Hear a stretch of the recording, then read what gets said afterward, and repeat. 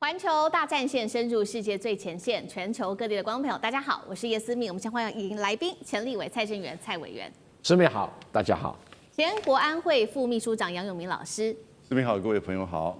前海军舰长吕礼士舰长。主持人好，各位观众大家好。好，观众朋友，今天在中美之间的这场贸易战，到底发生什么事情了？现在呢，川普突然间在态度上180度的大转弯，而且呢，他开始悄悄的对其他的国家实施了关税上面的豁免。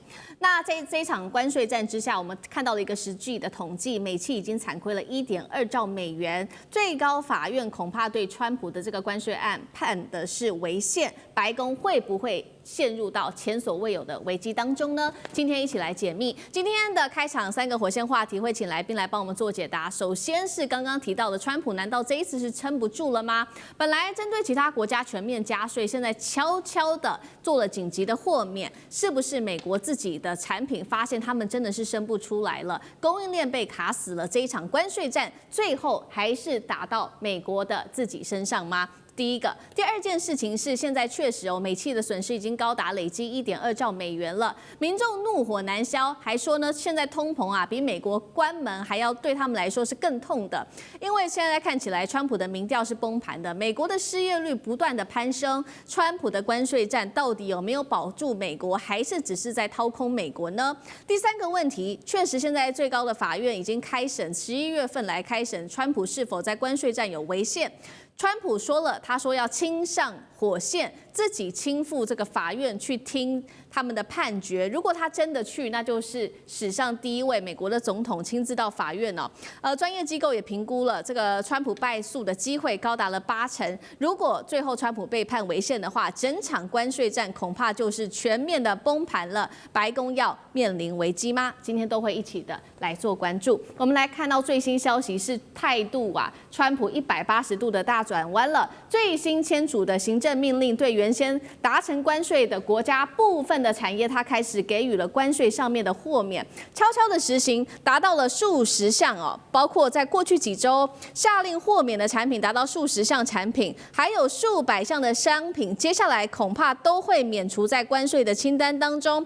几个比较关键的商品包括了这些含镍、黄金等的金属，到农产品，甚至是飞机零件、学名药等等，是美国自己产不出来、制造不出来了吗？节目一开始要请教委员怎么看了这个关税战，可不可以解读是川普真的撑不住了？从全面加税到紧急豁免，难道是美国自己生不出来？关税战打到美国自己了吗？委员怎么看？从川普第一次在打关税战的时候，我在你节目的时候我就讲过，川普这个关税战啊，叫王安石变法一事无成。你看我一语成谶了，因为他的关税战完全违背了所有经济学的原理。那人家拿诺贝尔奖是拿假的，是不是啊？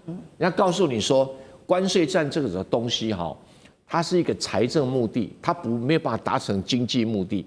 可是问题是，我们伟大的川普先生啊，他就觉得要效法南北战争之前那一套的战法，就是说我把关税战拉得高高的，那海外的企业就会回流。他忘了一件事情，现在的产业比以前产业更复杂，每一个企业都建立在一个很复杂的上下游供应链的中间，没有人能够例外，包括台积电都没有办法例外。这个是一家公司，那如果是一个产业，那当然更复杂。对，而且一个产业里面不是每一家公司的上下游供应链都是一样的。这一点，川普可能以为他在盖房子、买房子那么简单。现代的制造业跟甚至于服务业，它的复杂度都是用一种生态性的概念来看问题。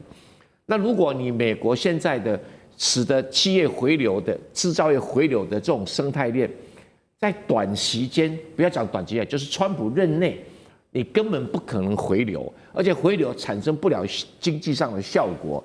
结果你很开心，关税课了很多，就等于是课到自己人的钱。那你课到自己的钱，就变成财政政策是收缩的，你变成财政收缩，很多人就拿不到订单。那延伸出去的时候，被课关税的人的企业，它的惨况更严重啊！而且美国的现在的企业的产业啊，如果没有 AI 的话，它的经济成长率等于0。你再克下去的话，那当然等于负。所以关门的关门，倒闭的倒闭，不是每一个人都是 AI 产业啊，不是每一个人都科技产业啊。那如果你不在 AI 产业、科技产业，那个占整个美国的就业人口不到1/10啊，你等于把9%的人曝晒在高度失业的风险当中。是，那这个要投资人，你敢投资吗？啊，除非你去投资 AI， 啊，你又没那么多钱。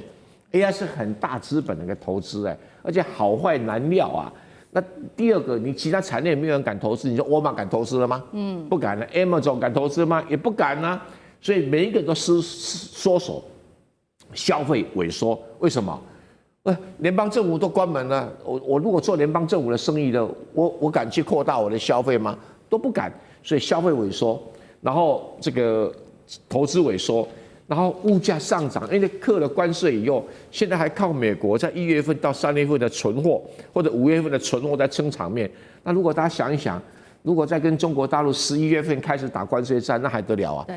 所以川普也意识到这个意思，你要把企业回流，你要去鼓励外商，像中国大家鼓励奖励啊、投资啊，但不是他觉得我关税可以用像百灵药一样。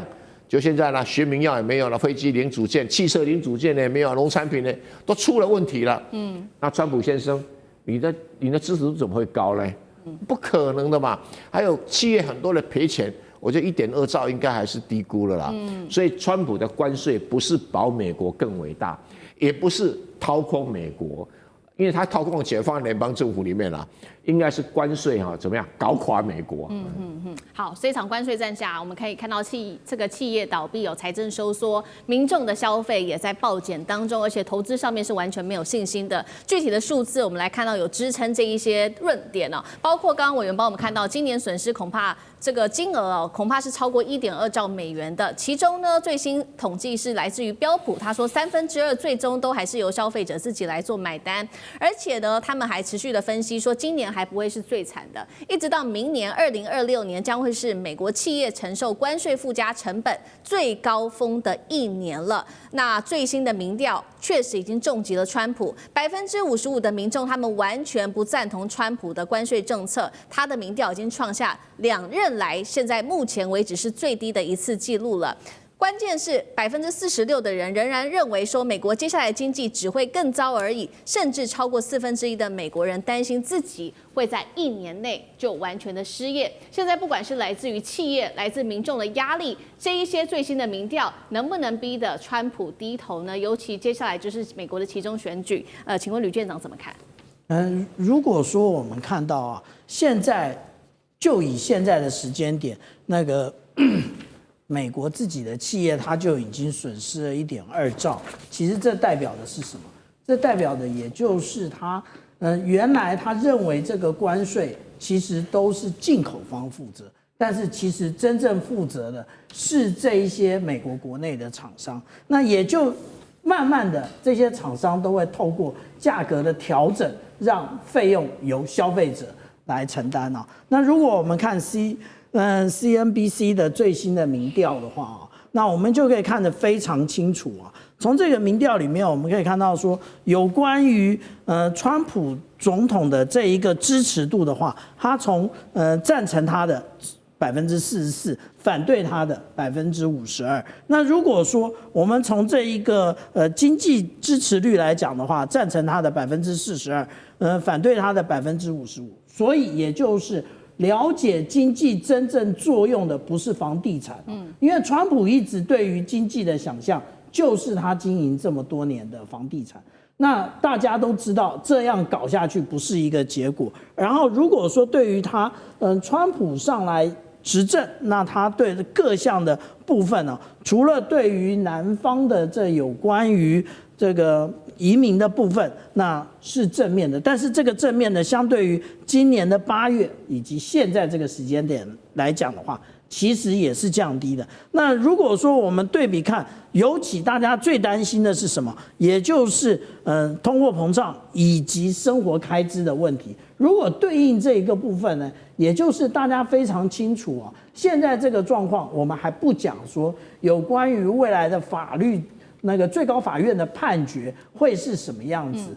但是现在大家都已经有预期心理，这一个有关于股票或者是有关于这个经济前景，如果出现了这一个预期心理的话，只会更坏。是好，确实哦，刚刚也特别提到了最高法院接下来的判决。其实这个判决关税战是否有违宪这件事情，违法这件事情，其实呢是在11月5号就会正式的来做开审了。那现在呢，最高法院现在恐怕是有可能判川普是违宪的，这是来自于摩根大通的最新报道。他认为这个报告是达到80%，川普恐怕会败诉。那川普也说了，他会亲自的到法院去来听审哦。那如果他真的去了，就是美国史上的第一位现任总统去的。他强调这是基于捍卫美国就业和嚇阻海外战事的一个理由。而且川普还说，如果他人拿来对付我们的工具不准使用的话，我们将会毫无招架之力，那将是未来美国的灾难。